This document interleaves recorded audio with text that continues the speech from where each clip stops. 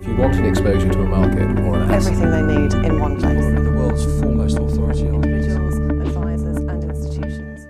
The largest companies listed in London are traded on the FTSE 100 index. These are the companies that grab the headlines and move the markets. However, there are the mid-cap companies on the FTSE 250 that are a little bit ignored sometimes, but offer a lot of growth potential. So joining me now to discuss mid-cap opportunities on the London Stock Exchange is Richard Watts. He runs the silver-rated Old Mutual UK Select Mid-Cap Fund. So Richard, why mid-caps? Why do you like mid-caps? Well, I think the mid-cap part of the UK market is extremely dynamic, so lots of fast-growing companies.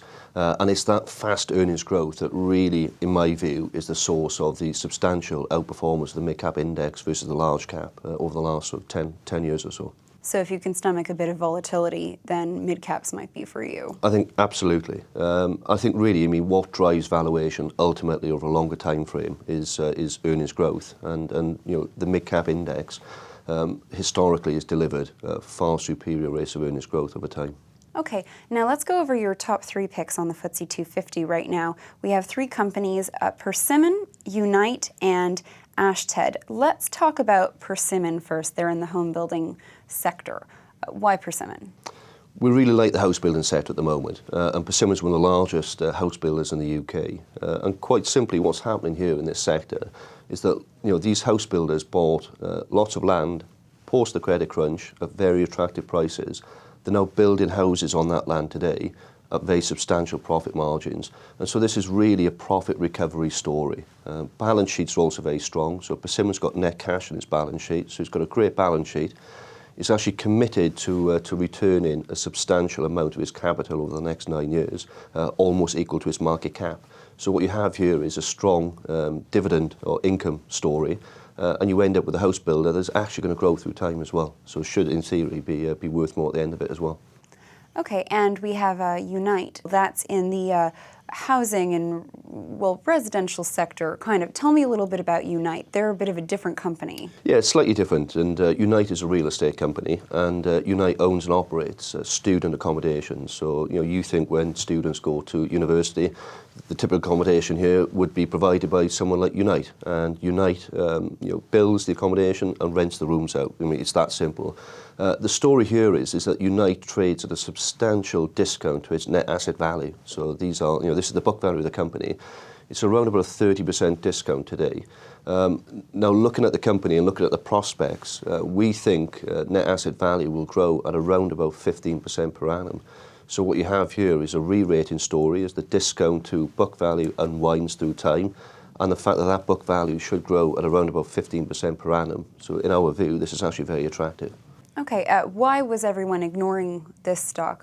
Trading at a discount, that seems remarkable. Yeah, when we bought into the share, it was trading at around about a 50% discount, so 30% today, but a really substantial discount when we first bought in. Yeah. There was a lot of fear around, basically. Looking at the student market in the UK, you had the tuition fee increase from 3,000 to 9,000, and many people out there thought that would put a lot of students off going to university. Clearly, obviously, if your business is renting rooms out, the fear was that actually your occupancy levels would fall. And it's not proven to be the case. And actually, there has been a little bit of an impact on student numbers, but for Unite, occupancy levels are currently 98 to 99%, so not really much of an impact at all. And no discounting their rooms for rent or anything like that? No, rental growth has been pretty good. We think rental growth will be something in the region of 3 to 4% this year. And when you actually sort of compare that with other real estate stocks, 3% rental growth is pretty attractive at the current point in time. So it really does stack up on a number of measures, this company. And now let's talk about Asheton, your last top pick. You've been loading up on this company for a while now. Tell me why. Asheton is one of the biggest positions in our portfolio. It's been a great performer for us over the last 18 months, 2 years or so. And Asheton is a US rental equipment company, basically. It's got a small operation in the UK, but this is really about a story on the US market. And this is not, it's not about end market recovery. This is about a structural change in its marketplace. And what do I mean by structural change? Well, lots of his competitors in recent years have gone out of business, so a difficult environment, very difficult to access financing, so replenishing their fleet was very, very difficult. Asheton's got a really good balance sheet, so not a problem for them.